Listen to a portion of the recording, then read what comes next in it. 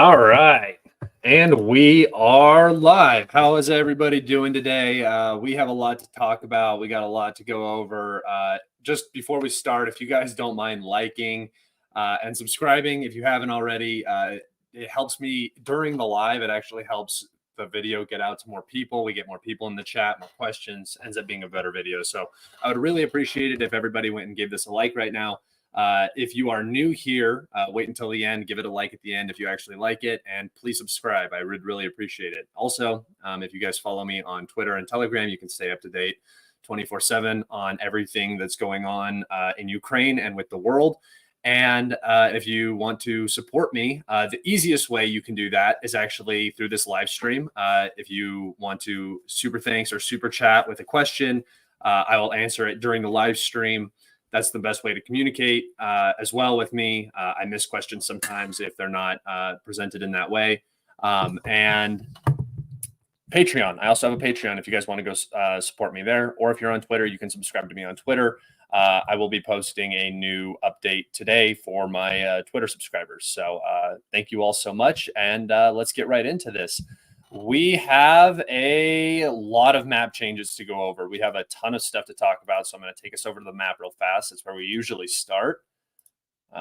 Here we go. So as you can see, this is the world.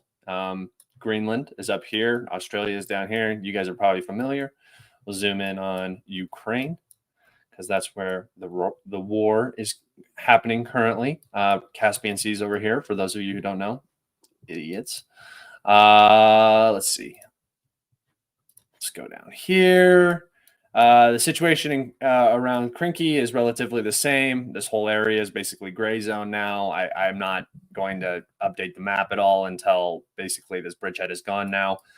So that area is of the least importance to us right now, in my personal opinion. Robitny. We continue to see fighting in this area. The Russians are not particularly pressing hard here, but the Ukrainians are getting hammered in this pocket still. So the continuation of the counteroffensive is still happening. I don't know why, but Robitny at any cost is basically the situation around here. For the AFU, we have a small bit of progress just south of Uruzhan right here.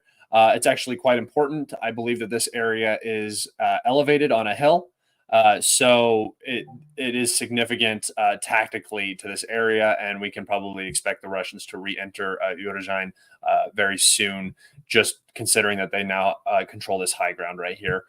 Once they are in the town, I mean, the town doesn't really exist anymore. So this is more just an area on the map that we're looking at that you can basically call fields. I mean, there's a road that goes through it. That's the important part. But that's it from here. This is just a small tactical change on the map. Nothing particularly, exciting or overwhelming. We do have Russian progress was confirmed in this area. So this went from being a purple square right here to red. This is still the gray zone, and we are looking at about, we'll go ahead and call it 3 miles before the Russians reach the 0532, which, if you guys remember, is the basically the Ugledar Marinka highway right here. So the highway that goes from Marinka to Ugledar, and this is one of the only supply routes that keeps Ugledar open. Like I said, there's one that comes back in through here that the Ukrainians have used in the past, but you don't want to rely on seasonal roads for your logistics. So this highway is of vital importance. The Russians want to reach it and then expand upon it, basically leveling out the entire front around Konstantinivka right here. Konstantinivka. Yeah, there's a bunch of towns that all have the exact same name, so I got to be careful. Some of them are slightly different, but we did get a video of a FAB 1500. You guys can see that on my Telegram or my Twitter, landing in this location, right on this coal mine number 3. This is a very isolated sort of superstructure. If you watch the video, it's just these like very tall buildings all concentrated in this very small area. This is a major logistics and supply and staging area for the AFU, for this mine that is on the front line, for Ugladar that's on the front line, and Vadiana right here, which is not necessarily on the front line yet, but will be soon. But the fact that the Russians are now targeting this area with guided munitions means that they are trying to interdict supply to Ugladar, Vadiana, and possibly Konstantinivka, even though Konstantinivka supply usually comes through this way. I also imagine these areas are being hit in a similar fashion. The Russians really just want to level this front out along the 0532. Now, coming over here to Novomihailovka, we have a unconfirmed Russian advance in this field. Really not a big deal. It's more of a tactical change. This would put them basically in the first residential buildings. However, this entire town is gone, so really that doesn't matter a whole lot. It's more of just an area, and there are some defenders in this space, so they need to be removed, and then further progress can be made. To the north, we have a confirmed Russian advance. I titled it Pobyeta, but it's just because it's near there. This, once again, more progress down from Marinka. You can see the expansion out of Marinka. If you remember, when they captured the city, it was basically like barely around here, up around the reservoir, and then right here down.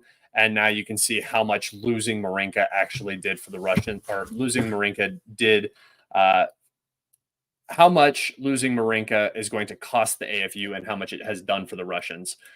They're just going to continue expanding out from this area and pressuring Hrlivka. So this is just a further expansion after the loss of Marinka. No more fighting in Marinka. I expect the next Russian goal to be Pobyeta. They really need to get this little settlement right here to finally start pushing down the 0532 and really pressuring Novomihailovka and Pereskokiivka. Coming up here to Novelsky, I already talked about that advance. I need to change that to red. This is the big area of focus today. Actually, we'll come back to Avdiivka in just a second. I'm just going to go up and touch on the Russian advance in the Kharkov region. And I guess technically the LPR. The Russians pushed out and took some defensive positions along this railroad, across this railroad right here.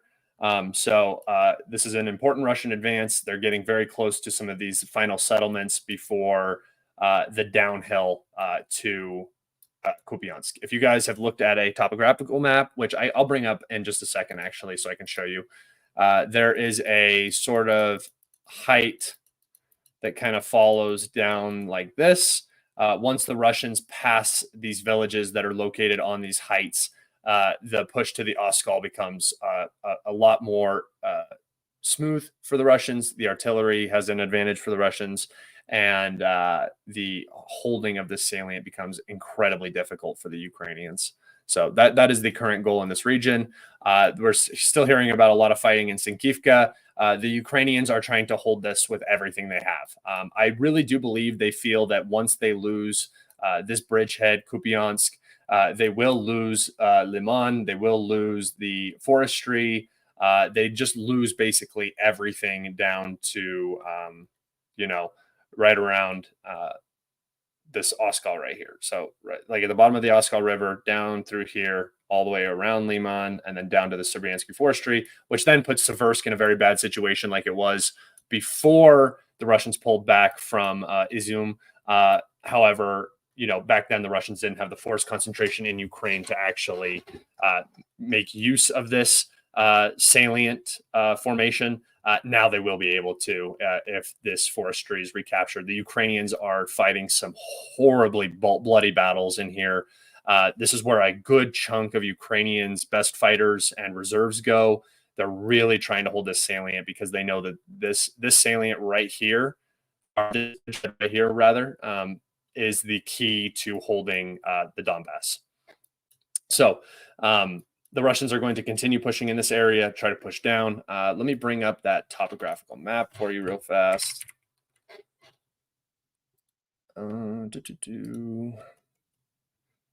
Hope everybody's having a good day today. We got some football later today, so I'm excited for that. Should be interesting.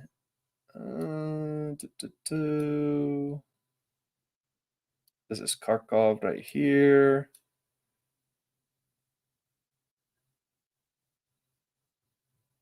Sorry, this map that I use is not in English. Okay. Go here, here. I don't want you guys to see the weird advertisement that's on the top of this Russian page. So hold on just a second. Let me see. Let's go. Stop sharing. Okay, here we go. Share screen. You guys are going to see it anyway. Oh, well. There's weird shirt ad up here that I don't like. Okay, so looking at the area, you can see here's Kharkov, right? Here's this Oskal Basin that comes down through the north, right down to here. Yeah. So you can kind of see how the Russians, once they get onto the other side of, once they get onto the other side of this landing, this is the high ground that feeds down into the river basin so that the Russians can just sit on this high ground and then push down further and further. And then back here, you can see the other river that the Russians used as their defense line. Right. In fact, I was actually incorrect. Sorry. This is the Oskal. Here's the river that the Russians used for their defense line. Here's that high ground territory that leads down to Kupyansk. Here you can see it. So this is where the Russians are currently fighting, is along this line. Once they capture this red area, this heights, then it's just a downhill push to the Oskal. Sorry for that. It's hard to tell where I'm at on that map when it's all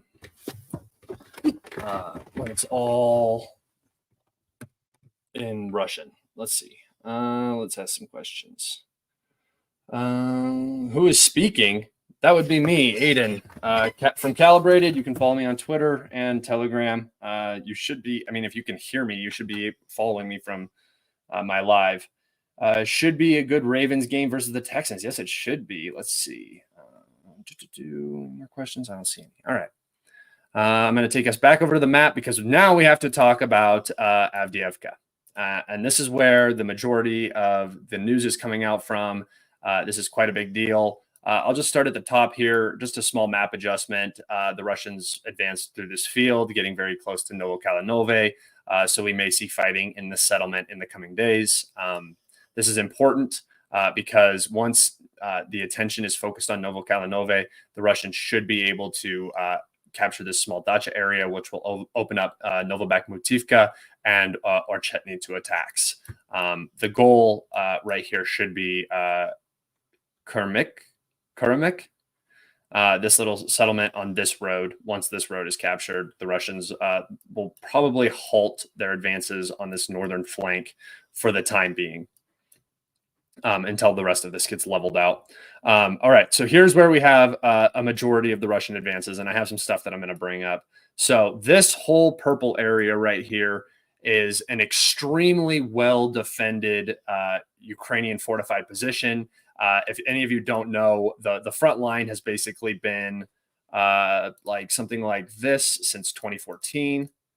You can just see it was like the front line basically had not moved since 2014 in this area, something like that. These fortifications are what I can call 9 or 10 year fortifications. They have been built since 2014. So they are 2015 or so, when the hostilities started to cool off and everybody went defensive. So these are incredibly important fortifications. You have one over here in Skatovata, and one over here in Tsarska Ohata. I don't know how you pronounce those exactly, but those are two major fortifications that have now been captured, and it really does open up southern Avdiivka to attack. We also have confirmation that the Russians pushed in to this area right around here somewhere. I don't exactly have it mapped, so let me try to map it. I don't know exactly where it is, so I'm going to have to come back and probably adjust this. But something like this was also captured by the Russians, which was another strong point for the Ukrainians in this region. So very important fortifications being taken all along the southern flank. And now I'm going to move into the less confirmed information that we have and sort of my predictions for how the Battle of Avdiivka is going to go. So I'm going to bring us over here, open up this. So as you can see, further developments that occurred that we do not have mapping for right now is reported DRG, Deep Reconnaissance Group, or Diversionary Reconnaissance Group activity in this region. In this, they specifically mentioned Chernishev's, Okito, whatever. This street right here. They mentioned that the Russians had presence on this street. So really, this zone of control right here could look something more like this,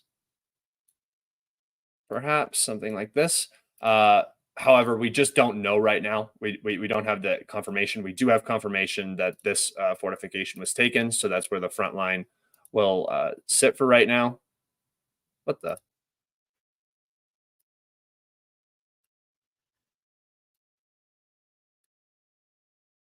So yeah, that's where the front line is going to sit for right now. And you can see though that this was a DRG action. There are probably Russian units throughout this entire area right here. So expect map changes in the coming days.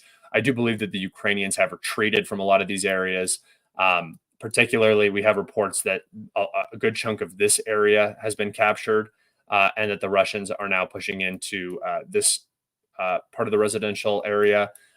There were also reports that the Russians may have pushed in from Kamyanka, but I'm not exactly 100% sure at this time. The information coming out is very rumor based and unconfirmed. So just take everything you're hearing right now with a pinch of salt. We have another report that the Russian units managed to occupy a few high-rise buildings in the 9th district, which would be a significant development that would put the Ukrainian position in all of Avdiivka at severe risk, especially if the Russians can move this front line up to this area. Then the urban fighting for Avdiivka has certainly begun. We're out of the fortification and industrial zones and into the private sector on almost every front now. So Avdiivka its days are definitely numbered now.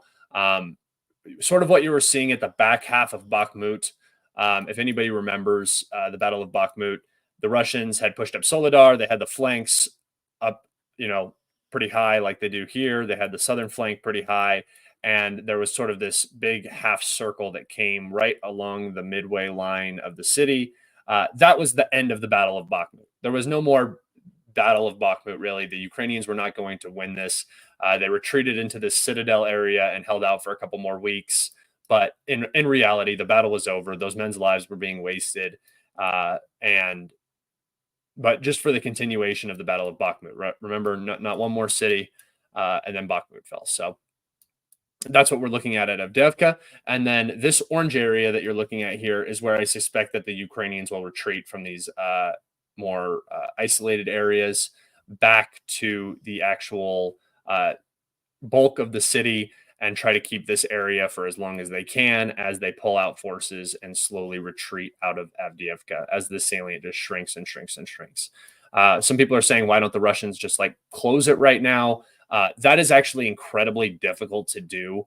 If you guys look at the logistics issues surrounding Avdiivka, for the AFU, the logistics issues are the most extreme in this area, right? They have to follow the road all the way down through Avdiivka, under artillery fire, under FPV drone watch, under airstrikes, stuff like that, to make it down into this area to keep the AFU supplied here. The Russians, all they have to do is go into any of these large urban settlements. They can move equipment and munitions pretty easily and then get them to the front line very easily.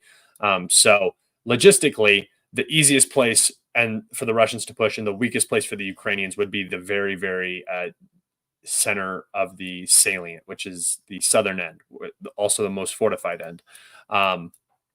If the Russians want to push into Berdichi, Stepove, down here into Tononke and Severne, they need to expend a lot more resources. They're under threat of artillery fire from this whole area. See, this area has a lot less artillery support because those artillery guns have to sit somewhere in this area to support them. Whereas back over here, the Ukrainian artillery guns are in much safer positions to lay fire support for the AFU in this region. So closing this, while it seems like the good idea, close it, trap the Ukrainians, take the garrison, so on and so forth. In reality, that just costs so many lives and doesn't really achieve a necessary goal when you have basically fire control over the only road in and out of the city. So I'm expecting the map to end up looking like something like this in probably the next coming weeks as the Russians make progress all throughout the outside fields. Now that these fortifications have fallen, there's not really any way that the Ukrainians can hold the fortifications they have around this circle juncture right here and this old airfield, which is held very, very well for the Ukrainians. So expect this entire pocket to also close. Lots of progress coming for the Russians in the Avdiivka sector in the near future. And this is sort of the dam we were waiting to have break, right? It had to happen at some point. Some people thought it was going to come through Stepove, Berdichi, and then the situation was going to get really bad. But the Ukrainians can just continuously send reserves into this area. This is where we see the Bradleys and they have everything that they possibly need here to defend Avdiivka. So, Stepove, I guess. But so, any progress up here is I would say even more substantial than progress down here. But progress down here means that the entire Avdiivka salient is now in a very, very, very difficult position for the AFU. All right. That's all the map updates I have today. A little bit more significant in terms of what is going on. I'm going to take us back over now and go over some of the recent events that have been occurring. So let's go onto Twitter and go to profile. There I am. Look at that idiot. Fucking joke. Let's see. What did I want to show? Oh yeah. So here's that area in the mine where the Fab 1500 hit. Just was showing you guys. So if you guys didn't understand on the other map, it's vitally important. Here you can see it. There were reports. I don't know if I retweeted them. It might be on my Telegram. So actually, hold on. Let me take us over to my Telegram real fast.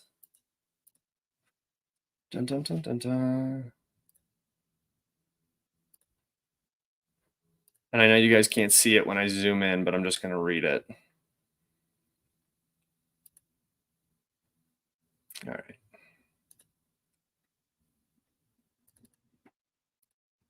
Okay. Here we go. So we go into...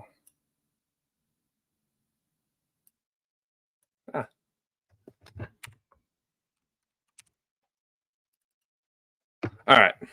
So the most important topic that I wanted to talk about today was the recent missile strike by the Iranian resistance, in Iraq, the Islamic resistance in Iraq, which is a militia of the IRGC, which is the Iranian-backed. Some people would call them terror organization. I don't really think that they're necessarily a terror organization as much as they are the sphere of influence of Iran outside of Iran, right? They're the muscle. for Iran outside of Iran. So they ended up striking a U.S. military base, the same one that had been previously struck. You can see it here. Oh, you can't see it here, actually. Well, in this little picture, I'm sorry, it's really small. I don't have it anywhere else. But this air base was struck 4 times on the January the 8th. That was the previous strike. Today, there was a strike on the Al-Assad air base in Western Iraq.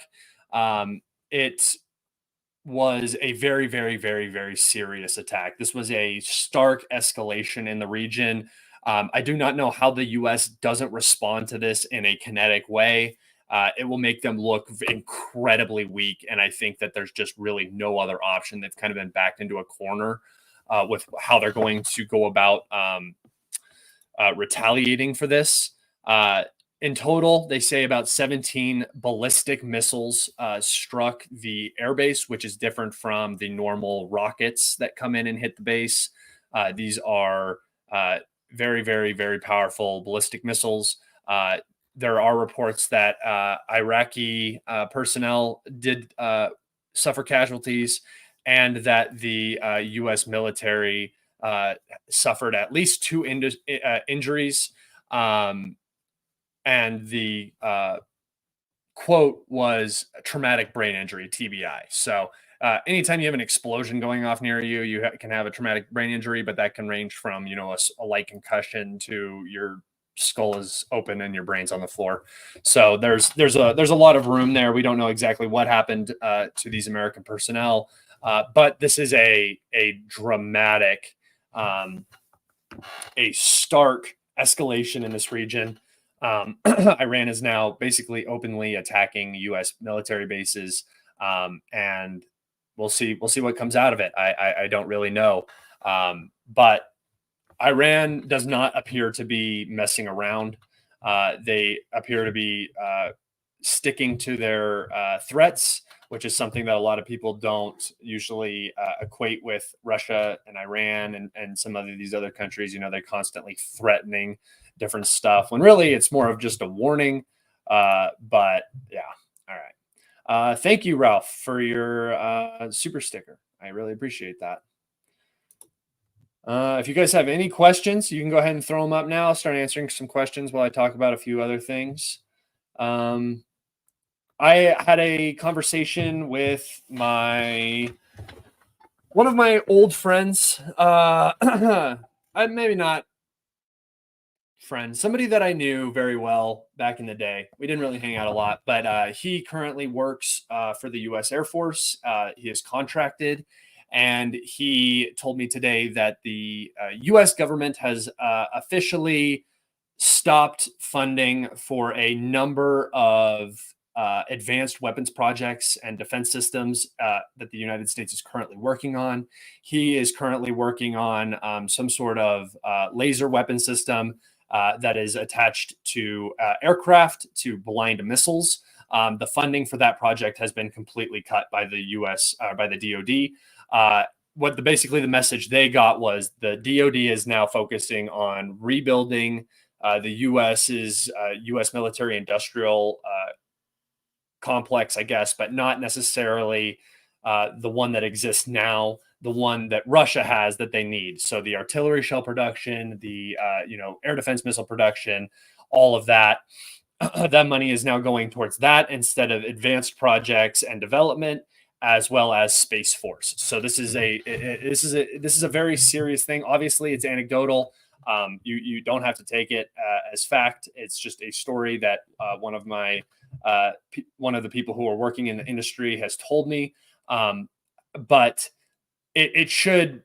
I mean, it makes sense, right? The U.S. can't produce artillery shells in the industrial scale that they need to actually wage a war, like the one that we're seeing in Ukraine. So they're doing it now, which is at least semi-proactive. Should have been done 2 years ago, but hey, no fancy new weapons. You have to be able to harm a random country. Yeah. It's going to be a bunch of proxy wars for the next 10 years. So buckle up, everybody. I think I'm going to be around for a little while. Let's see, get some questions. Remember, if you guys do super chats or super thanks, I'll answer your questions right away. Let's see. So basically trying to play catch up. Yeah, exactly. Trying to play catch up. The US never has strategy with these things, never has a plan. They go in and then they make it up on the fly. And that's what you're seeing right now. They realize that they're very far behind. And even though the bureaucracy moves very slow, it's getting done eventually. Let's see. Yeah, it's just a very, very it's like a catch-22, right? You're developing, you're postponing the part of your military that is actually successful, right? For the US. The US's big advantage is that they have advanced weapon systems. Obviously, their adversaries are catching them every day, trying to overtake them. But the US is still the hegemony military, right? No other country has the aircraft carriers that they do. Do aircraft carriers matter now so much? I'm not making an argument that the U.S. is able to actually project its power, but it has the at least the advanced capabilities that a lot of countries don't have: stealth, intercontinental ballistic missiles, stuff like this. And now that advanced posture that the U.S. has is going to take a major step back over the next 5 years as they focus on the actual base industry that they need to produce. Yes, things like hypersonics. I don't know if hypersonics are actually going to take a hit because of how important they are, and how they probably end up playing into Space Force and stuff like that. I don't believe. I mean, but things like hypersonics, right? Those front of the line, cutting edge development programs are going to start to receive cuts, and that's going to be a big deal. If Trump becomes the next president, will he push Kiev to negotiations? Probably not. I don't think that anybody who's going to get into power, no matter who it is, Vivek or anybody who could possibly make it into power. Not saying he could, but I'm just saying he has that idea for Ukraine. I don't think anything's going to change. I think that the people that are making the decisions are the companies behind the politicians. No politician is going to really make a difference if the military-industrial complex, big pharma, big oil, things like that have a lobby that they want to lobby for. So I just would not expect any changes. Let's see. What is your take on of use of shotguns on kamikaze drones? Why not? Right? You see guys shooting AKs at them all the time. I think every defensive position should have an over/under 12 gauge with birdshot, and you at least have a chance to defend yourself. Or the Russian military just invests in bulk, mass-produced electronic warfare jammers. And basically, the guys can just put them in their backpacks. That would be one of the better ways to go about doing that. But yeah, shotgun would be better than an AK for sure. Does Iraq see bases? Wait, let's see. Does Iraq see U.S. bases as protection, or do they put a bullseye on their back? I think today the president of Iran, or the Iranian government, basically said that the U.S. They shut their borders. They say no more U.S. personnel coming into the country. It's really not a very good thing for Iraq right now. But the U.S. needs its bases, right? It needs to be able to continue projecting its power. So let's see. Questions. Yeah, if you guys have any questions, go ahead and throw them up now. I'll be answering. I'll hang out for a little bit. We're coming up on 40 minutes here, so we're getting pretty into it. Like, honestly, if anybody has any questions, hit me up. Oh, and by the way, my podcast, the video that will be posted It hasn't been recorded yet. I had to delay because I had some work stuff come up. So expect a very, very big podcast in the coming days. I will also be a guest on another podcast. I'll post about it. So if you follow me on Telegram or Twitter, you will see that being posted. What is the current balance of troop numbers in Ukraine? It is now appearing as though the Russians have the advantage almost everywhere in terms of available reserves, quality of units, and total quantity of units. So I think that the Russians are now ahead. It's just barely, though. The Ukrainians still have a very large army, and they're constantly mobilizing. Let's see. Do you think it's open season on Zelensky now that he threatened Putin's family? No.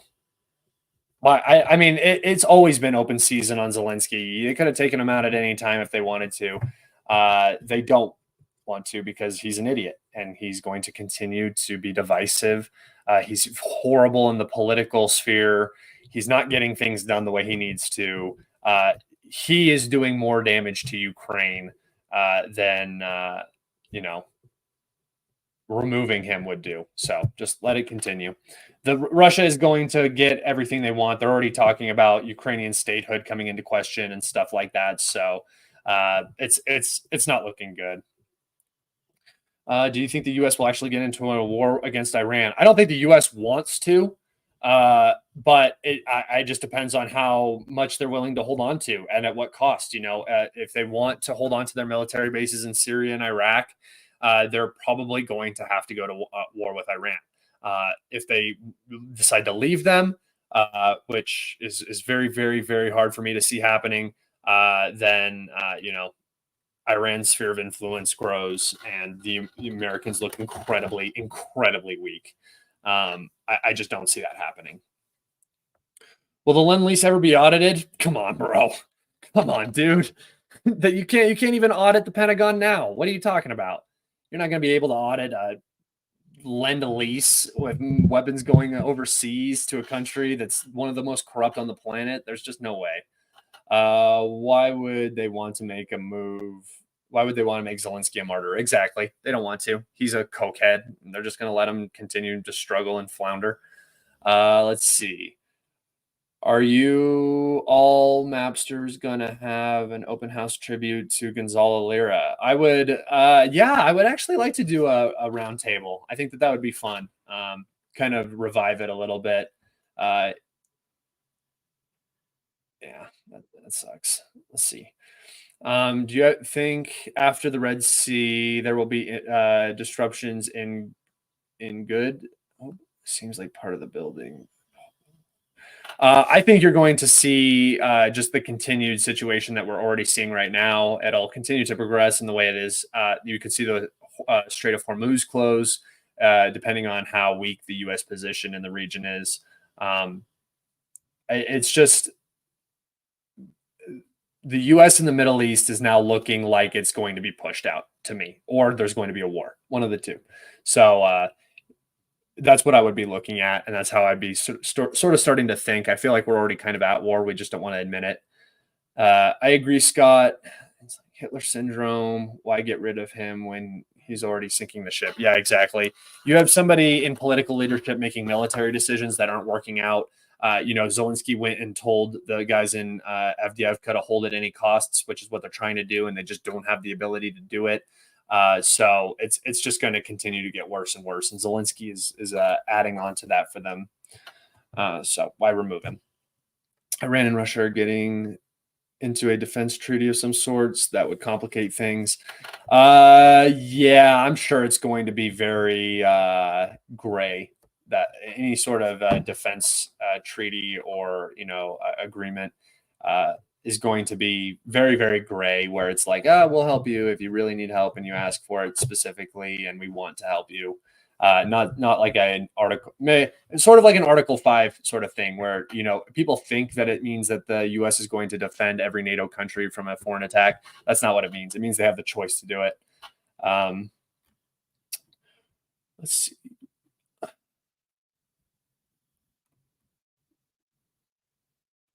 Let's see. When does China make its move for Taiwan? I don't think that China will ever make a move for Taiwan. I think China has, unless the U.S. does something to escalate the situation to an extreme point.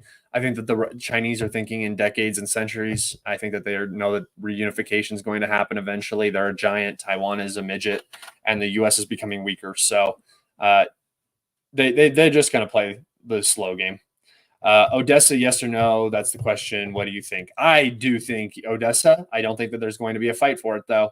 I think all the fighting is going to be done in the east of the country until the army doesn't exist, and then they'll take whatever they want because the Ukrainian state won't exist. And this isn't even my random prediction anymore. This is what Putin said the other day: was if Ukraine continues to go down this path, their question of their statehood will, the question of their statehood will be uncertain. So just get ready for that. Do you think there's a covert war against the deep state? No, I don't think anybody can target the deep state. I think Trump tried to go after them a little bit and he got impeached. So no, I don't think there's any fighting going on like that right now. I think that they are firmly in control. Unfortunately, it appears that Russian fascism is winning for now. I love this. Everybody I disagree with is a Nazi. That's how we do it. Even when my side has Nazi tattoos all over, and they really, really support Stefan Bandera, the a contributor to the Volyn massacre in Poland. The genocide. But yeah, no, I'm sure. Yeah, no, it's the Russians. It's the Russians that are the fascists. You're right. Black and his role in Ukraine, please. I don't know who Kofor Black is. I don't know who this is. I honestly don't know. I'm sorry. Kim's underwater nuclear drone. Yeah, it's the same. It's basically the Poseidon, the same one that the Russians have. The Russians gave them a absolute metric ton of intelligence and weapons information in exchange for missiles and artillery shells that the North Koreans had in storage. So expect massive developments in the North Korean military in the next coming years. They're just going to start coming out with, now we have hypersonic. So now we have this. So now we have that. Oh, it's just getting better and better and better. That's what's going to end up happening in North Korea because the gloves are kind of off with the U.S. now. North Korea was kind of being isolated by both Russia and China. China always kind of has a tenuous relationship with North Korea, to say the least. Russia has a better relationship with North Korea, but now both sides are basically cooperating. How do you get your numbers for the Ukrainian military? I just go off of, we don't have numbers. So my numbers are basically what brigades are where they're sitting.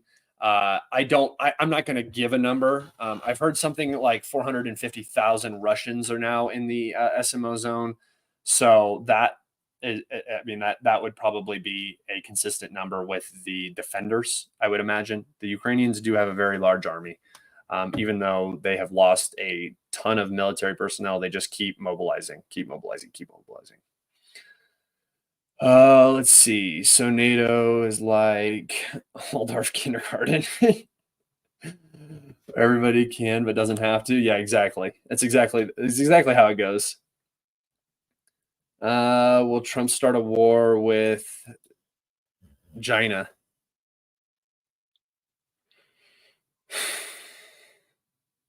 You guys might have to help me out on this one. Trump always seems like he's trying to go to battle with China. Would a nuclear underwater drone in the Red Sea do any damage? A nuclear underwater drone, a nuke going off anywhere is going to do damage. Yeah, for sure. Let's see. I see Russia, China as an uneasy alliance. I think it's more than an uneasy alliance now. China has fully embraced the Russians. They mostly diplomatically, which is extremely important, but also through their trade, which is of vital importance. They don't necessarily need a military partnership because they both have strong militaries on their own. So they don't need each other's support in that way. Russia, if they need anything, they can go buy it from a smaller third party, which we've seen in Iran and North Korea. They're getting a lot of their drone systems and stuff from China. So I mean, the relationship is very tight, and China really, really needs Russian oil. They're one of the largest, or they are the largest oil consuming countries on the planet. And with the situation in the Middle East possibly deteriorating at any moment, you really need a strong energy producer, and that's what Russia is to China. It's what the U.S. wanted to prevent, right? The U.S. wanted to prevent Russian and Chinese relations from getting very strong, so that the U.S. could isolate China and then take China on in its own manner. That failed, and now you see a very tight Russo-Sino relationship. But won't the Ukrainian military want to remove Zelensky? Possibly. That's very, very possible. We don't know. It depends on who's in charge in the military. If it's rational people, yes, they will want him out. If it's the neo-Nazis, then no, they're just going to keep doing what they do because he's controllable and he's going in the anti-Russian direction. Can we at least get a vote for special military or special inspector general of Ukraine before we send them billions? No, we don't get any say in anything actually that goes on. They just keep getting our money, and we smile and we take it. We just bend over and we take it. Thanks for your donation. I appreciate it. I'm an NFC rooting for the Lions this year. Bears fan at heart. Gay. Lions are cool. They have a good story this year, but the Bears suck. The Bears have always sucked. Good on you for being a fan. I'm a Chiefs fan. I'm not a bandwagon Chiefs fan. My mom is from Kansas. I'm also a KU fan, Wichita fan, K-State fan. So Kansas all the way, and the Chiefs are playing tomorrow, so I'm excited for that. It's been a good couple of years being a Chiefs fan. Before that, it was basically like being a Bears fan. It was pretty tragic. Will Congress confirm $60 billion to Ukraine? It's looking less and less likely all the time. They might approve some money, but I don't think Ukraine's getting the $60 billion. Let's see. As we used to say, there's Z and not Z. Yep, that's how it goes. Let's see. What is your opinion on the Saudi peace proposal? Is that do you mean for Ukraine? A Saudi peace proposal for Ukraine? I don't exactly know what the bottom line is. So if you guys just at me with that and tell me what the Saudi peace proposal is, I'll tell you if it'll work or not. What's up, everybody? I see a lot of people saying hi. I'm sorry if I missed your question. I'm just kind of scrolling through fast. Let's see.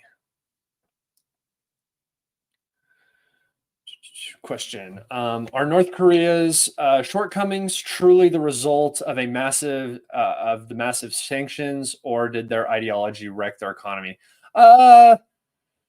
Probably. I mean, a little bit of both. You look at the Soviet Union, but also the Soviet Union was being isolated by the United States. So it's a give and take sort of thing. Both, I would say. But definitely the isolation does have something to do with it. I mean, you look at Cuba, people are like, Cuba, what a little communist, shithole, except we've been blockading them since the 60s. If you look at the cars in the country, I mean, it's just the reason why they're so destitute. First off, they're on an island nation, so they're not going to be very well off as is resource-wise and stuff.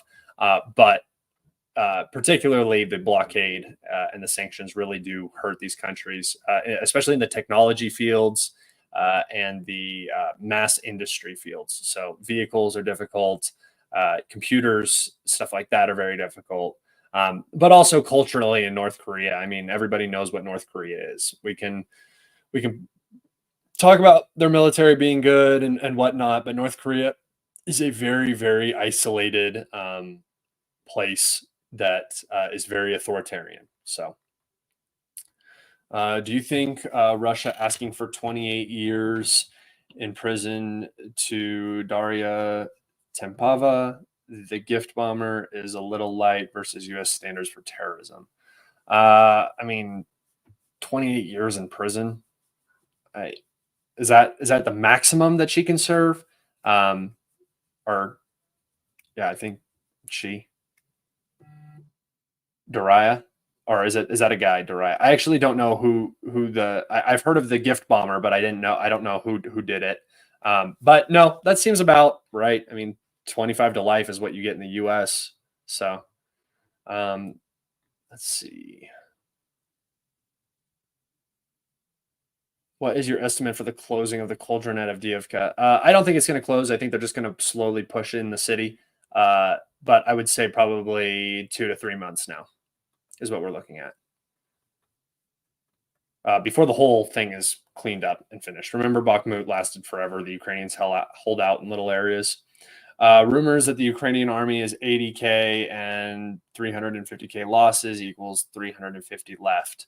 Border control people, snatchers, so maybe 350 at the front. That sounds reasonable. Yeah. I don't know about the casualties, but that 350 at the front does seem very reasonable. That seems like what you would need to hold the current Russian numbers back. Let's see.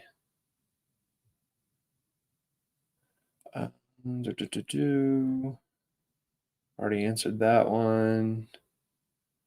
How long do you think it will? How long do you think Ukraine will hold from this moment on? Well, I've said 2026. I think that the Russians have much bigger military goals now in Ukraine. I don't think that the fighting is going to end until those goals are achieved. So I would say just prepare for a long haul. Just buckle up. The U.S. doesn't seem to be willing to stop providing intelligence and continues this push for Ukraine to keep fighting. So I would just expect it for a while. Where the heck is the Caspian Sea? And don't lie, bro. If y'all don't know where the Caspian Sea is, you're basically retarded, and I can't help you. Go Lions. Yeah, go Lions. I'm rooting for them. We are the Bears shuffling crew. Let's see. Will the U.S. adopt Zionism as a political religion in World War III? You know what? Anything's possible. I would not, if I saw swastikas going up in the U.S. or something like swastikas, whatever, some authoritarian symbol, I would not be surprised in the slightest. I wouldn't, honestly. War and attacks on your territory and stuff like that do crazy things to people. I've known people through this conflict that were very, very normal about Ukraine, and then the Israel stuff happened, and they just went off the deep end. It happens a lot, especially when it's your country being attacked. People get very sensitive, and they get very sensitive, and they definitely try to latch on to something that's safe, and that would be an authoritarian regime that's promising to protect them. Calibrated for real. Been a Chiefs fan since Marcus Allen ended up there. I am. I am a Chiefs fan. I have a bunch of Chiefs stuff in my house. I'll wear it next time on the live. If they win, if they lose, I'll burn it. No, I've been a Chiefs fan since. Oh man, I mean, I have a Bowie jersey, so years and years and years. But my memory of really starting to pay attention was like in high school, like early on in high school, when Matt Castle was there and the Chiefs went 2-14. That was like that year is in my brain for like understanding football to a very high degree. That's when I started playing football in high school. So I focused on that, and that's when I started liking the Chiefs. But I've always been a KU fan for basketball, particularly. Let's see. Where's the link to your map? You know what? I will post a link to my map in the chat right now.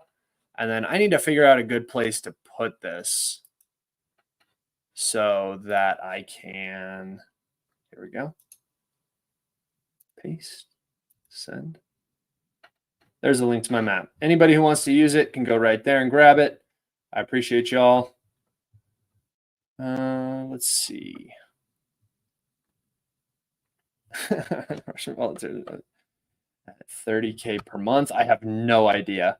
I know that that's the goal for the Russian military is 30K per month, but I really don't know. Let's see. If you guys end your questions in question marks too, that helps me to see them. It is difficult sometimes to make out what I'm reading.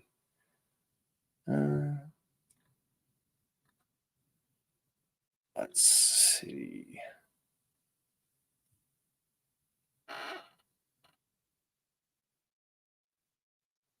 No more questions? Oh wait, here we go. All right.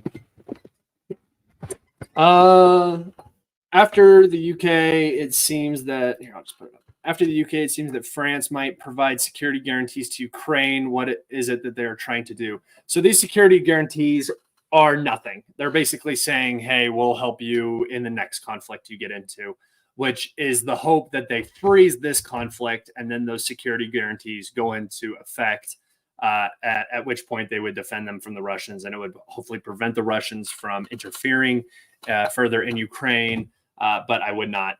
It's nothing. It's meaningless mumbo jumbo. Did Ukraine run out of long distance drones? The ones they hit Moscow with. I think they hit St. Petersburg, an oil storage container thing in St. Petersburg the other day.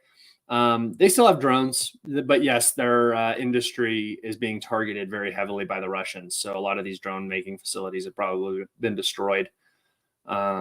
But no, we still see some here and there. Ukraine's losses.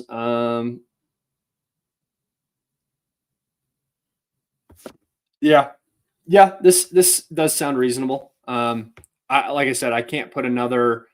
I can't put an exact number on it. 666 per day is pretty funny.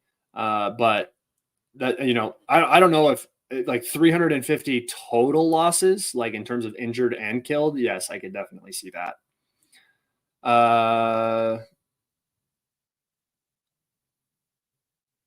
Let's see. Question. Were you able to do any research about the unpublished and the attacks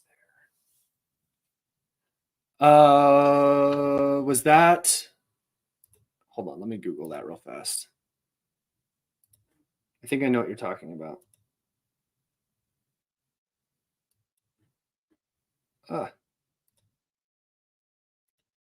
No, I haven't actually done any research, but I'll look into it now. I'm making a note of this, so thank you.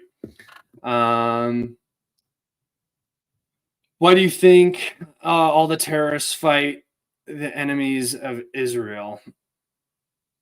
I don't really understand that question. All right. Well, that's where I'm going to leave it. We're at an hour. So I appreciate you all so much. If you guys wouldn't mind liking, subscribing, following me on Twitter, Telegram, supporting me on Patreon. If you guys have questions that you would like to ask, please remember that Super Chat and Super Thanks is the easiest way that you guys can support my work. And you'll get your question answered in depth. So I really appreciate it. Everybody take care. I will probably be back potentially tomorrow. It really depends on the news. Usually I let it build for a couple days. So we actually have some good topics to cover. But I really, really do appreciate everybody in here. We reached a new high today. I think we had 700 people in here at the top. So that's pretty cool. I really, really, really appreciate you guys. Enjoy your weekend. Enjoy football if you're watching football. Be safe and take care, everybody. Have a great day.